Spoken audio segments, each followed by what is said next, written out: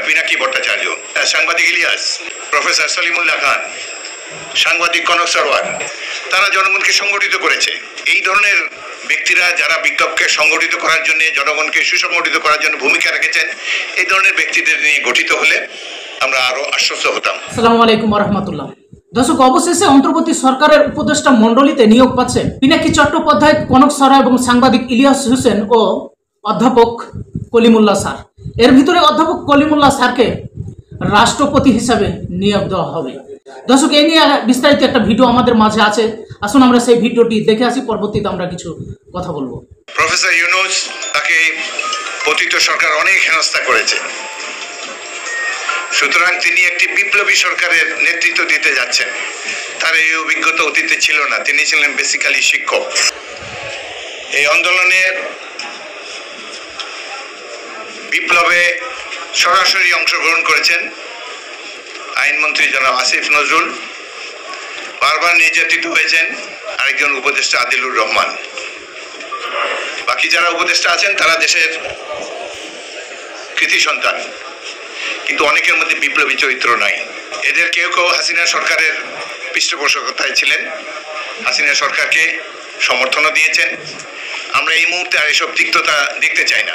আমরা আরো খুশি হতাম এই বিপ্লবে যারা জনগণকে সংগঠিত করেছে, অনেক সাধারণ মানুষ, যেমন ডাক্তার পিনাকি ভট্টাচার্য, যেমন প্রফেসর সলিমুল্লাহ খান, সাংবাদিক কনক সরওয়ার, আরো দেশে বিদেশে অনেক দেশপ্রেমিক, মোহাম্মদ ইলিয়াস, সাংবাদিক ইলিয়াস, তারা জনগণকে সংগঠিত করেছে।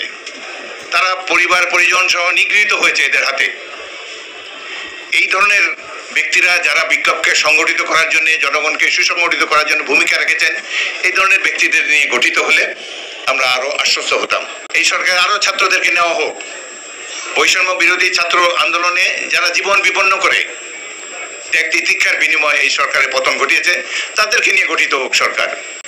বুদ্ধিজীবীর আর বেশি দরকার নাই।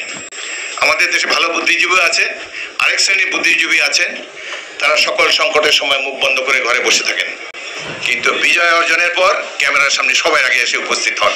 এরা দেশের কোনো সংকটে এদেরকে পায় নাই। 1971 মুক্তিযুদ্ধে অল্প কয়েকজন ছিলেন। শিক্ষক সমাজে দেখেন সব জায়গায়, বিভিন্ন বিশ্ববিদ্যালয়ে, আমি ঢাকা বিশ্ববিদ্যালয়ের ছাত্র ছিলাম, তখনকার শিক্ষকরা ছিলেন দেবতুল্য মানুষ।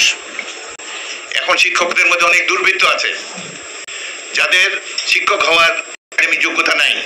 কারচুপি করে, যেমন সরকার কারচুপি করে সংসদে বসে রাষ্ট্র ক্ষমতায় আসে, একইভাবে বিভিন্ন বিশ্ববিদ্যালয়ে তারা ভোটার নিয়োগ দিয়েছে, শিক্ষক নিয়োগ দেয় নেই।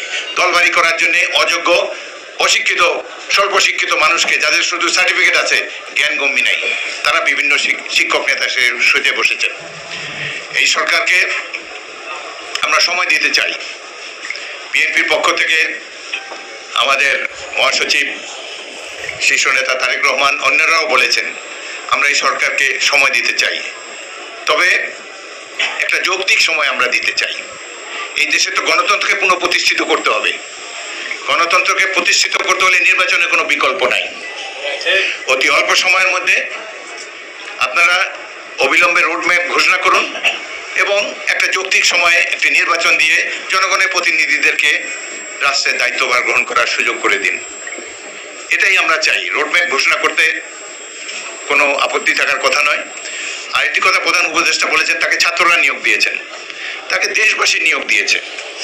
এই আন্দোলনে আমি যে এলাকার এমপি হয়েছি 6 বার, লালমোহনা এবং তজুমুদ্দিন, এখানে 11 জন ব্যক্তি পুলিশের গুলিতে ঢাকা শহরে নিহত হয়েছে। 11 জনের মধ্যে কেউ ছাত্র নাই।